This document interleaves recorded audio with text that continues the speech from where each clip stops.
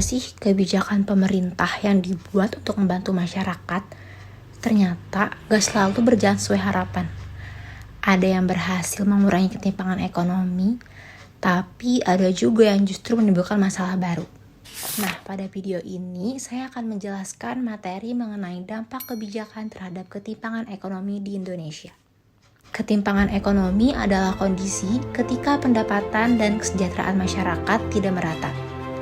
Di Indonesia, ketimpangan masih menjadi masalah karena masih ada perbedaan yang cukup besar antara masyarakat kaya dan masyarakat miskin, dan tidak meratanya wilayah pembangunan antara kota dan desa. Walaupun ekonomi Indonesia terus berkembang, manfaatnya belum sepenuhnya dirasakan secara merata oleh seluruh masyarakat. Jadi, ada dua kebijakan utama yang mempengaruhi ketimpangan ekonomi. Yang pertama yaitu ada kebijakan fiskal, dan yang kedua yaitu ada kebijakan moneter. Kebijakan fiskal adalah kebijakan pemerintah dalam mengatur pemasukan dan pengeluaran negara, seperti pajak, bantuan sosial, subsidi, dan pembangunan infrastruktur. Nah, sedangkan kebijakan moneter adalah kebijakan yang dilakukan oleh Bank Indonesia untuk menjaga kestabilan ekonomi. Misalnya, melalui pengaturan suku bunga dan pengendalian inflasi.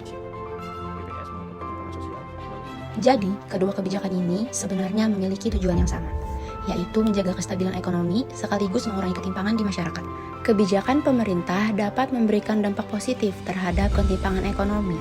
Misalnya, bantuan sosial dapat membantu masyarakat yang kurang mampu, pembangunan infrastruktur membuka lapangan kerja, dan suku bunga rendah dapat mempermudah masyarakat mendapatkan modal usaha. Namun, kebijakan juga dapat memberikan dampak negatif apabila tidak berjalan dengan baik. Contohnya, seperti bantuan yang tidak tepat sasaran, pembangunan yang hanya fokus di kota besar, dan masyarakat kecil yang masih sulit mendapatkan akses kredit. Nah, salah satu contoh kebijakan pemerintah adalah Program Pemulihan Ekonomi Nasional atau yang kita bisa sebut dengan PEN saat pandemi COVID-19 atau COVID-19. Program ini dilakukan melalui bantuan sosial, subsidi gaji, bantuan UMKM, dan tambahan anggaran kesehatan. Program ini membantu masyarakat dan UMKM bertahan saat pandemi. Tetapi, di sisi lain juga menyebabkan defisit dan utang negara meningkat. Contoh lainnya adalah penonaktifan BPJS PBI pada tahun 2026 yang dilakukan pemerintah untuk memperbaiki data penerima bantuan agar lebih tepat sasaran.